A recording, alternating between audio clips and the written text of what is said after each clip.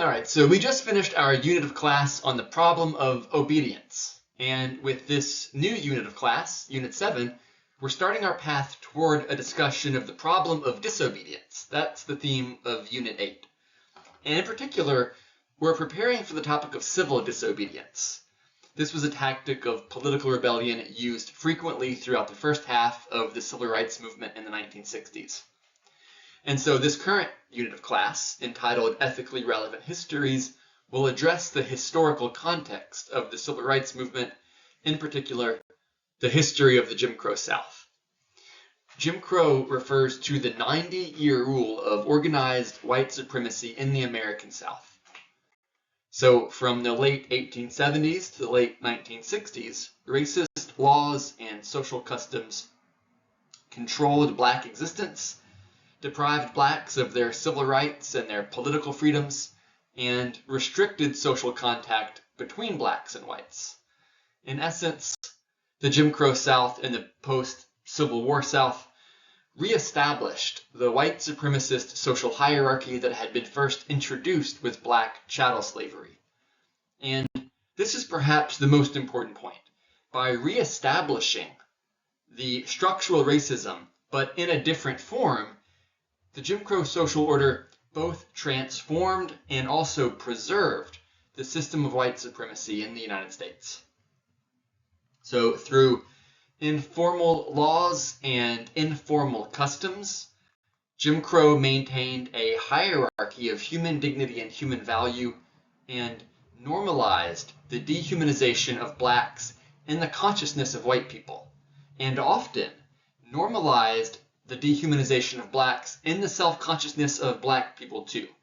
And Martin Luther King will address this topic in an upcoming reading. So learning this history of Jim Crow is going to be a tremendous help when we examine the topic of political disobedience during the Civil Rights Movement.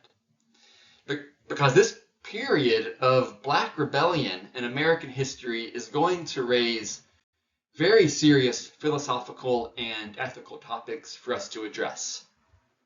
These topics include the meaning of social justice and the meaning of social peace, the function of illegal protest, the question of whether it's unethical or immoral to disobey the police and to break laws and to transgress the rulings of the state.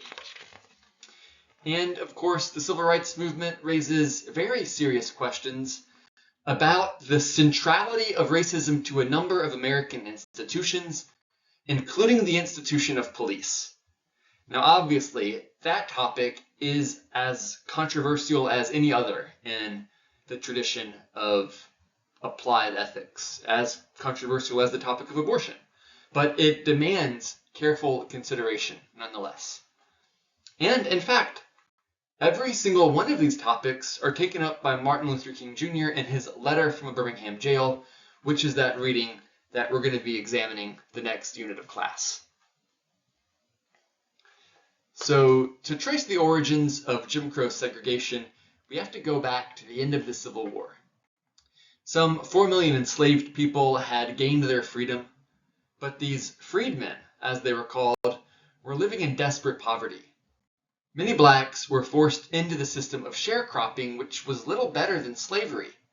Here, a landlord hired a family of tenants to work the land in exchange for a portion of the harvest.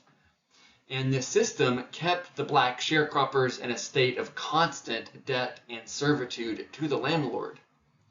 And all the while, none of these freedmen were compensated for their lifetime of stolen labor from the institution of slavery, as they should have been. There were also many freed Blacks who were just sort of roaming the countryside as refugees seeking work, also seeking food and seeking shelter, all the while being surrounded by communities of angry whites who were often ready and willing to kill them, or simply let them die of starvation or disease. So helping these freed people attain safety and stability in the war-torn South was a central priority of the war-torn effort. And this was the beginning of Reconstruction. From 1865 to 1877, the U.S. Army occupies the former Confederacy. Right? For 12 years, government agencies and volunteers attempt to rebuild Southern infrastructure, whatever infrastructure was needed to protect Black freedom and promote Black economic stability. And doing so in the midst of a very hostile, deadly, and racist world, right? The former Confederacy.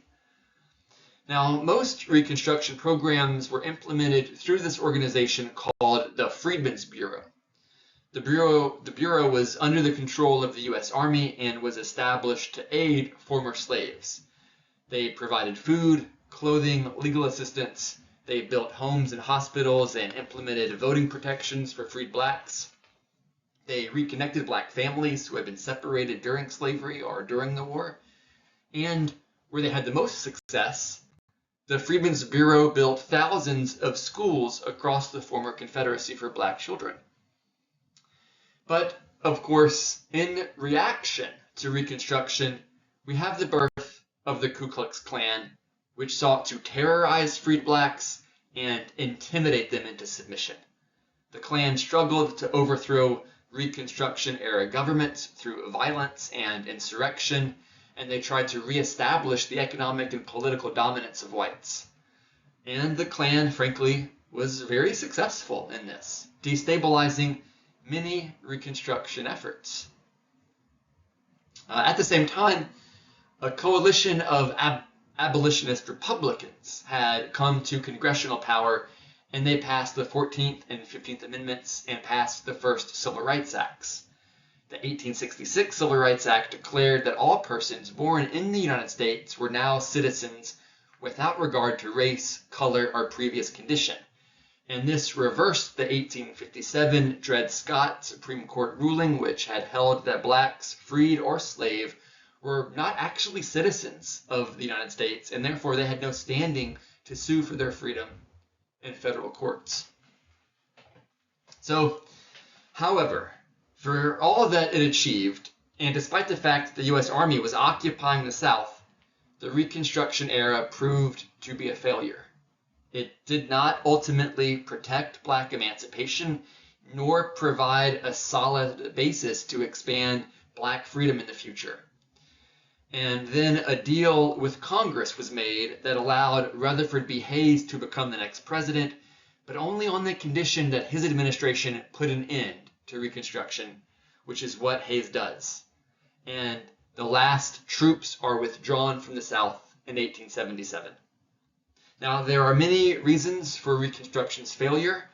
There was a lack of political will in Congress and a desperate lack of support among Northern white people.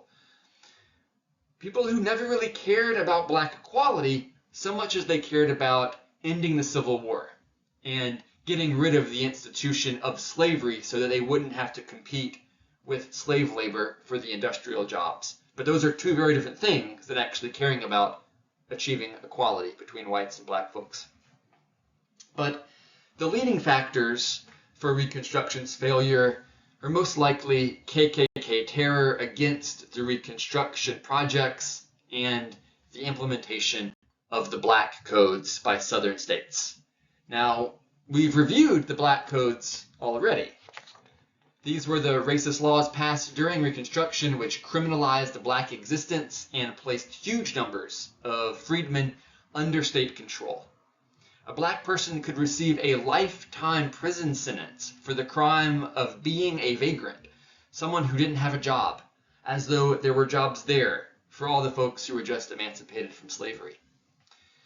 Over time, the Black Codes returned many freed Black folks to forced labor as convicts. And this is due to the fact that slavery was still legal in the United States if you were a convict. And so we then have the emergence of a system of for-profit prison labor as state governments lease convicts. Black people arrested through the Black Codes, the state leases them out as though they were property to employers through the convict leasing system. And the convict leasing system is just an absolute reprehensible scar on the moral fabric of the country, and it was in place until like the 1940s. But what this means is that there is a profound shift in the mechanism of social control over black communities. There is reliance now not on slave masters, but on the police to control black communities, because it's the police who are going to enforce the black codes. And so the country witnesses a rapid development and expansion of police departments because they're the ones who are going to enforce the codes. In fact, it's during Reconstruction when many police departments throughout the South are created for the very first time, or at least undergo dramatic expansions. An Atlanta-based historian, Carrie Lee Merritt, writes, "Following emancipation, the number of people arrested in the Deep South rose significantly. In stark contrast to the antebellum period, the vast majority of those now arrested were black. To keep up with the rapid pace of arrests, cities and towns that did not have police forces before the Civil War quickly established professional, uniformed forces during early Reconstruction. Atlanta, Augusta, Nashville, Memphis, and Richmond all created formal police departments." So, long story short, KKK terror and the Black Codes contribute to the failure of Reconstruction. And once the army has withdrawn, Southern states quickly reestablish formal white supremacy. That is to say, a set of laws, right, which establish the white supremacy and the racial subjugation. Now, Southern states cannot reestablish chattel slavery, right? Those days are done. Therefore, to reestablish white supremacy through a set of institutional arrangements, a new system of racial subjugation will have to emerge. And the nature of this system is going to deepen and expand the breadth of the Black Codes. The name of this new system of racial subjugation, which replaces the system of slavery, is Jim Crow. Now, the well-known images that society tends to associate with the era of Jim Crow are the colored-only signs and the whites-only signs and all of the images of the segregated facilities. But in truth, it was the entirety of social reality which was racially segregated throughout the Jim Crow South. Segregated schools, segregated restaurants, public transportation was segregated, hotels were segregated, public restrooms and water fountains were segregated, hospitals, rest stops, water parks, swimming pools. Of course, neighborhoods themselves were segregated. They segregated the cemeteries and the theaters and the basketball courts and the jails and the grocery stores. Activities were segregated. Black children and white children could not play checkers together. You couldn't play billiards together. You had different entrances into like the theme park or the circus or the movie theater, right? Sidewalks themselves were segregated informally. Now, political authorities in the South defended Jim Crow segregation as separate but equal. And the Supreme Court of the United States upheld the legality of Jim Crow segregation in its ruling in Plessy versus Ferguson in 1896. But, was Jim Crow separate but equal? Absolutely not. It was a system designed to uphold a racial hierarchy, just as slavery was a system designed to uphold a racial hierarchy. Jim Crow rendered Black Americans second-class citizens, and in practice, the separate facilities and resources provided to Black Americans were never equal to those that whites received, even if they existed at all. Now, absolutely essential to Jim Crow white supremacy was the disenfranchisement of Black Americans. To disenfranchise is to deprive the right to vote. Now, of course, the 15th Amendment, which was passed during Reconstruction, it prohibited disenfranchising citizens because of their race or prior enslavement. So Southern states had to kind of be creative and devise alternative methods of disenfranchisement. And they relied on a number of different methods for this. Southern states enacted literacy tests and elaborate registration systems. Poll taxes were implemented, which required you to pay a fee to register to vote. These also affected poor white people, but sometimes the poor white people could be grandfathered in, right? Had you voted before the institution of poll tax, then you could continue to vote without paying the poll tax. So we also want to consider the existential impact of Jim Crow. So Jim Crow created a sort of social prison that disciplined how you could appear and express yourself in the most basic ways that a human being can express themselves. Jim Crow amounted to an attack on one's experience of him or herself as a human being whose life had value, whose life had dignity, whose life mattered, right? If you were black. Black Americans were expected to know their place in the racial hierarchy of Jim Crow, and they were expected to demonstrate their inferiority in every social situation. Right? That means you don't speak to a white person unless spoken to first. That means you get off the sidewalk if a white person is approaching in the other direction, even if you're an adult and that white person is just a child. And if you're black, what do you think is the very last thing you do? Talk to a white woman. All right, that gets you beaten, abused, lynched. Now, all of these images of whites-only water fountains and colored-only bathrooms, this is true. That was a big part of Jim Crow, that type of segregation of facilities. And those are the images that, we kind of play out again and again through the popular retellings of history. But it's kind of a sanitized version of Jim Crow.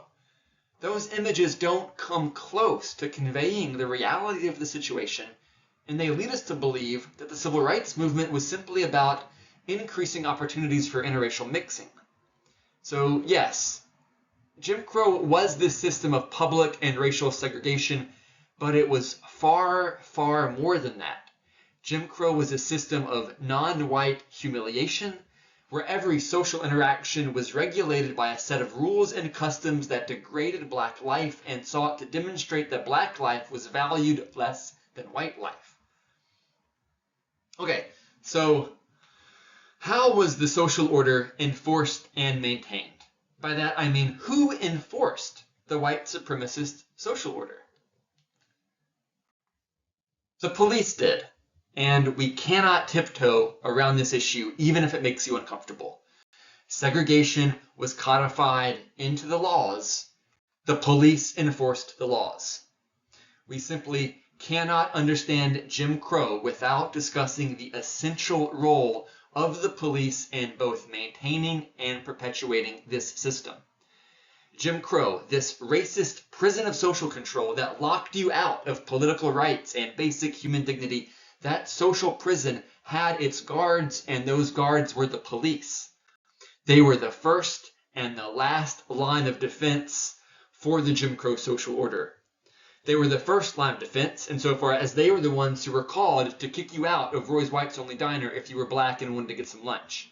They were the last line of defense insofar as when there is finally a social movement that emerges to challenge the system, it's the police who show up in riot gear to confront the protesters and squash, neutralize the movement. They used their guns and their batons and their police dogs and their cattle prods and their water hoses, and of course their jail cells to punish anyone, white or black, who refused to conform and obey the Jim Crow social order. Martin Luther King Jr. himself described the Jim Crow South as a police state of white tyranny. But police violence was not the only form of violence employed to enforce the system of segregation and dehumanization. There was also the violence of white mobs, extra-legal violence, violence outside of the legal order. And this is lynching violence. And so I'm going to show a picture, and it's a picture that some of you maybe have never seen. And just so be prepared, because it is violent, and it's graphic, and it's disturbing. The Jim Crow social order was backed up with extraordinary violence and terror. The violence of white mobs and the violence of KKK terror, which lasted throughout the 60s. There was the violence of the murder and assassination of black leaders, the firebombing of black churches and homes, and the violence of these sadistic death cult lynchings perpetuated by entire white communities. There were 4,000 public lynchings in the Jim Crow South from 1890 into 1960. In fact, historians are able to calculate an exact body count of victims because the lynchings were advertised in the fucking newspapers. So you get a sense of how horrifying, right, this period of American history was and what's at stake in the people who will struggle and risk their lives to challenge the system of Jim Crow racial subjugation. Now, this is just a very, very brief history.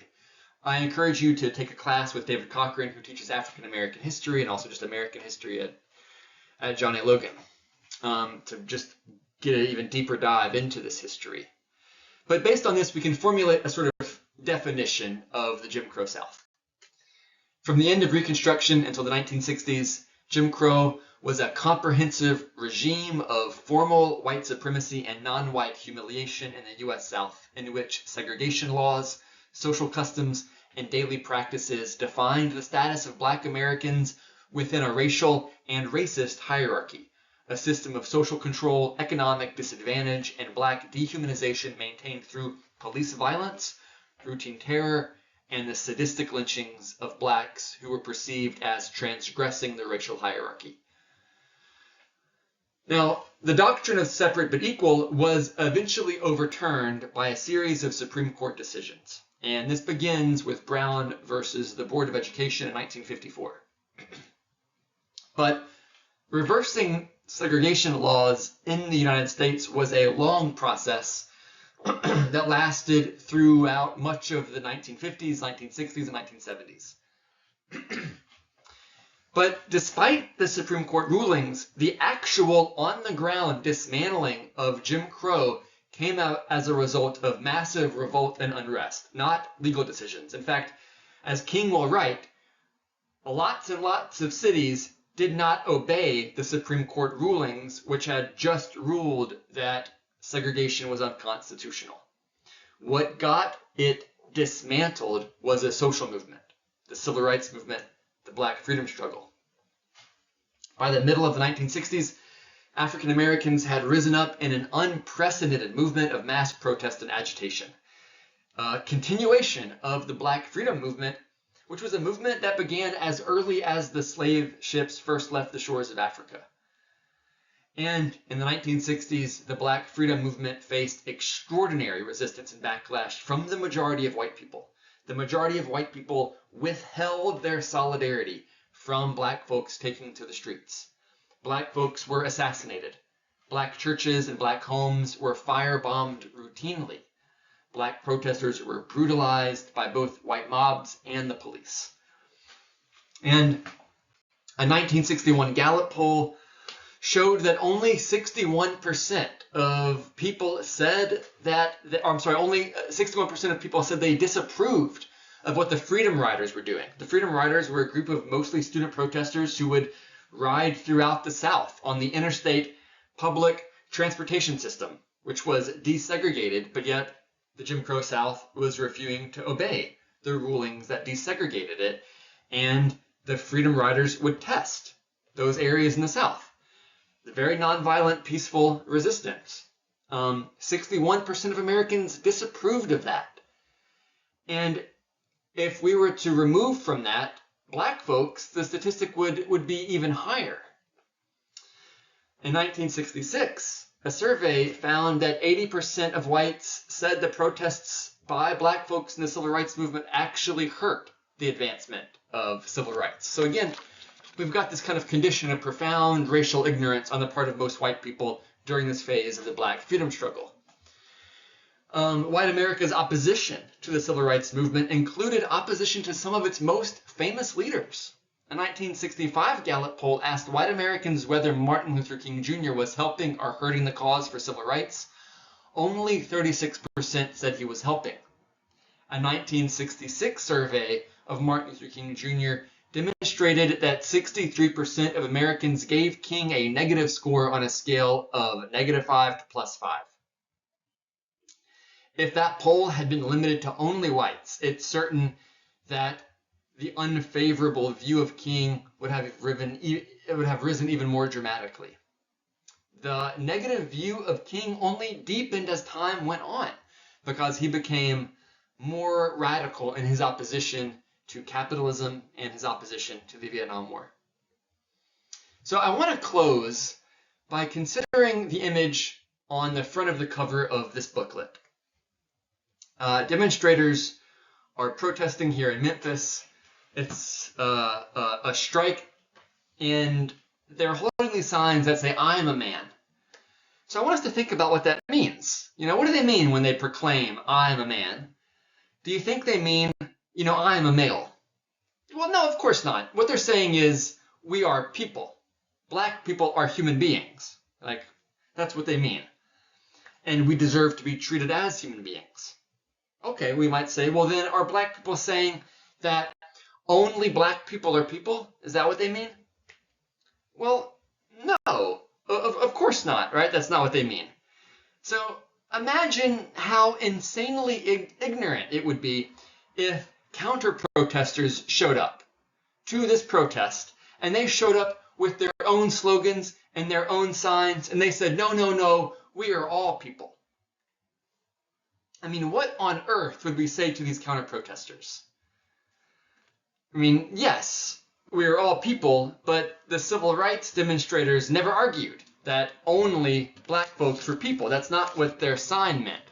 So you would have to first very thoroughly misinterpret the slogan, "I am a man," in order to respond, "No, no, no, we are all men. We are all people." And so I hope you kind of get where I'm going with this, of course. The point is that the protest slogan, "I am a man," means the exact same thing as the protest slogan, "Black Lives Matter," and how absurd it is when people come with a response that say, "No, no, no, all lives matter." Now, of course, the slogan, "Black Lives Matter," could be something like this. Well, yes, all lives do indeed matter, but existing political, economic, and social institutions, the criminal justice system in particular, do not value all lives equally, rendering black lives more vulnerable to suspicion, harassment, arrest, murder, and lengthier sentencing at the hands of police and at the hands of courts. Therefore, there is a unique and particular need to proclaim Black Lives Matter, right, in response to that racist world. But that's just far too much information for a sign. All right, so we'll conclude right here. I probably won't have another video lecture up for the next reading, so make sure that you rely on the primary text for submitting your lecture notes. Thanks.